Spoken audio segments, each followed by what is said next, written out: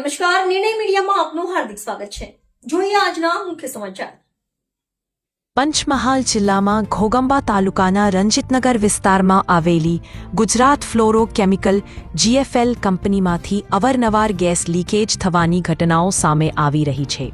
સ્થાનિક લોકોના જણાવ્યા મુજબ આજે ફરી એકવાર કંપનીમાંથી મોટા પ્રમાણમાં ગેસ બહાર નીકળ્યો હતો, જેના કારણે ગામમાં શ્વાસ લેવામાં ભારે તકલીફ અને આંખોમાં ઝાડ જેવી પરિસ્થિતિ સર્જાઈ હતી।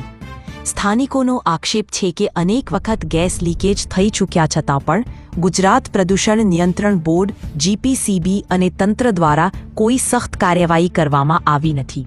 લોકોનું કહેવું છે કે અગાઉની તમામ ઘટનાઓમાં પણ માત્ર દસ્તાવેજી તપાસ પૂરતી મર્યાદિત રહી છે, જ્યારે કંપનીને કોઈ સ્પષ્ટ ચેતવણી કે પગલાં લેવામાં આવતા નથી। આ સ્થિતિથી કંટાળેલા સ્થાનિકોએ આજે મીડિયા મારફતે તંત્રને તાત્કાલિક અસરકારક કાર્યવાહી કરવાની માંગ કરી છે।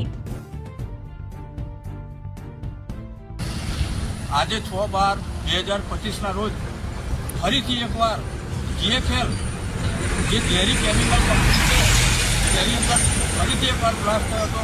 2021ની અંદર પણ કેટલાય લોકો મર્યા હતા।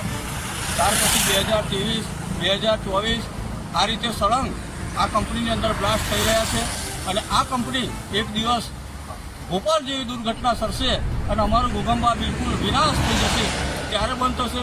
વારંવાર તંત્રને રજૂઆત કરવામાં આવી રહી છે અમે અને લેખિતમાં રજૂઆત કરીએ છીએ, છતાં પણ વારંવાર આ કંપનીને કોણ પરમિશન આપે છે તે પણ મુખ્ય વાત છે અને આ કંપની વારંવાર જો આવી રીતે દુર્ઘટના થશે તો અમારું નામ નિશાન મટી જશે।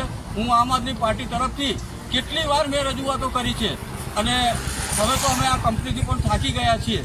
માનનીય ચૈતર વસાવા સાહેબ પણ આ કંપનીને લીધે આપણા ઘોગંબાની અંદર આવ્યા હતા અને છેક ઉચ્ચ કક્ષા સુધી રજૂઆત કરી હતી, વિધાનસભા સુધી તેની રજૂઆત કરી છે, છતાં પણ આ કંપની કોની રેમ નજર હેઠળ ચાલી રહી છે તે મોટો સવાલ છે। સંજય સોલંકી, આમ આદમી પાર્ટી, ઘોગંબા।